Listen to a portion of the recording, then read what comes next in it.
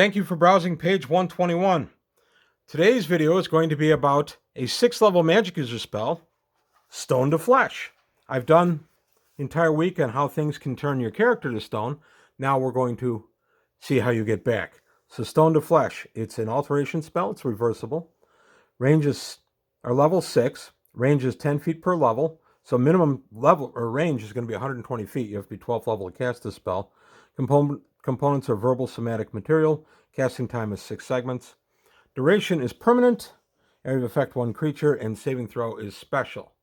So I'll go through what all that means right now. So basically, the Stone to Flesh spell turns any sort of stone into flesh. If the recipient stone object was formerly living, it will restore life and goods. Although the survival of the creature is subject to the usual system shock survival roll. I'll look at that in a moment. Any formerly living creature, regardless of size, can thus be returned to flesh. Ordinary stone can be likewise turned to flesh at a volume of 9 cubic feet per level of experience of the spellcaster. The reverse will turn flesh to stone, just as the Stone to Flesh spell functions. All possessions of the person being or creature likewise turn to stone. This reverse of the spell will require a saving throw to be allowed the intended victim. The material components of the spell are a pinch of earth and a drop of blood. Time and water and earth are used for the reverse. Oh, lime. I'm sorry, not time. Lime and water. So, time, how would you use that? So basically what this says is you can turn 9 cubic feet per level of experience. You can turn stone to flesh.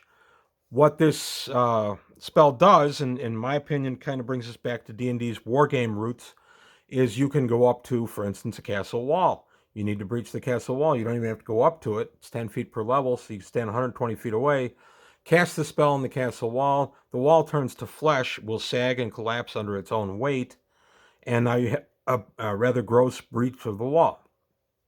Incidentally, whenever it's used like that in my game, and this is strictly me, the flesh, of course, cannot support any kind of weight, so any load that it's carrying as stone will, of course, cause it to collapse.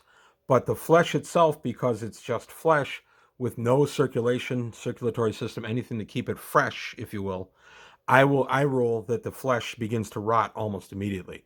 The stench becomes really, really strong. You can get diseases, all kinds of nasty stuff off of that. So when you're doing that to your castle wall, be sure you've got a means to clean that out. You know, a bunch of shovels and maybe a bunch of bags or something. You want that out of there. But so you're going to turn a 9 cubic feet per level of stone into flesh. I had a player character do this years ago. He was the magic user of the group. They'd gone through this massive dungeon, and they were in the lower regions of the dungeon. They were just getting ready to leave it. They weren't going to be around anymore. They wanted this keep destroyed. So he went to the group dwarf and said, okay, load bearing, which wall? How do I do it? The dwarf made his roll. 65% chance I gave him because of his construction knowledge and such. And when he made the saving throw, or rather when he told the wizard what to do, where to cast it, he cast it, and almost immediately the castle began to collapse. The magic user touched him, and they both teleported out, and the keep fell in on itself.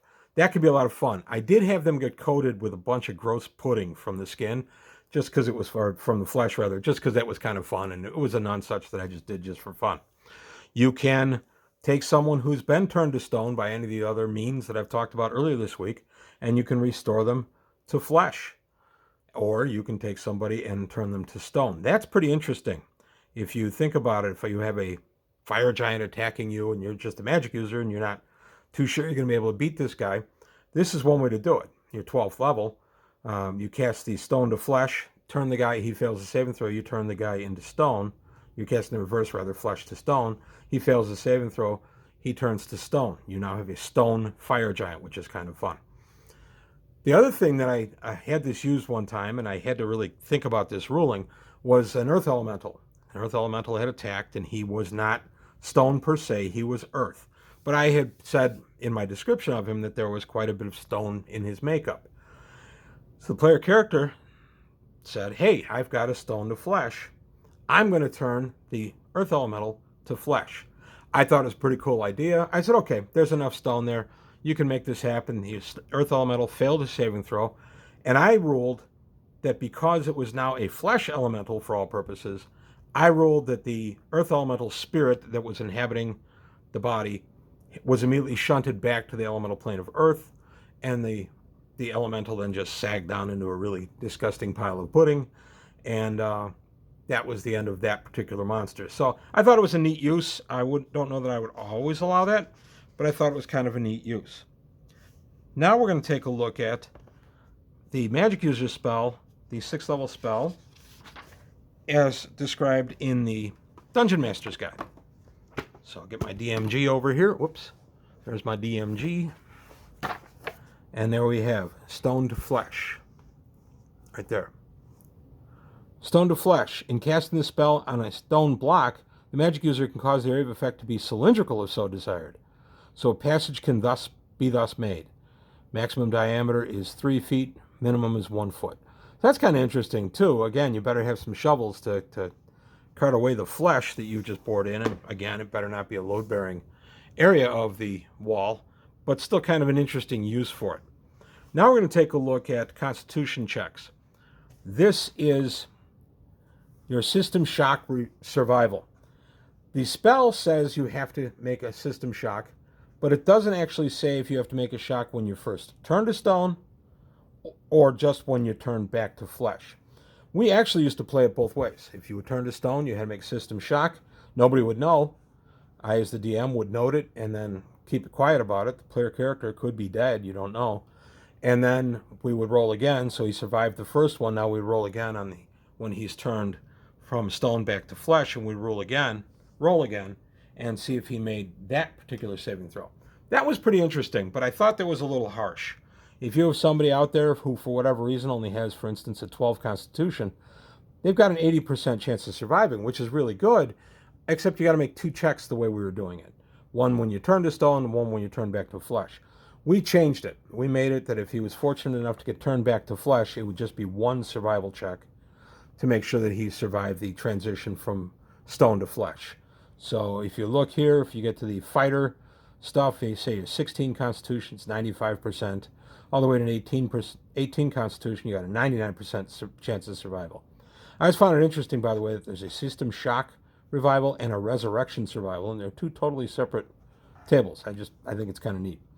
But if you have somebody who's got, say, a 9 Constitution, they got a 65% chance, and as I said, the 12 is an 80% chance. So you've got a pretty decent chance of surviving if this does happen to you, even with a lower con. But it's still an interesting twist in the original rules. I always liked Stone to Flesh. I always thought it was a pretty cool spell. I like the way you can kind of mess up the dungeon with just destroying the integrity of the wall, how you can breach a fortress with it, all kinds of stuff you can use this for. It's just a neat little spell. But there you have it. That concludes my Petrification week. Let me know what you thought. Did you like this theme? Would you want me to do other themes? I wouldn't necessarily do them as an entire week, but I could do 2 or 3 themed ones together if you're interested. I've gotten positive feedback on this one so far, so let me know what you think, and I'll act accordingly. But that's all I've got today on page 121. I want to thank you for your time. Thanks for watching. Please like and subscribe if you enjoyed the video. Also, tell your friends. Take a look at the Patreon. Help me out there. And I'll see you next time on page 121.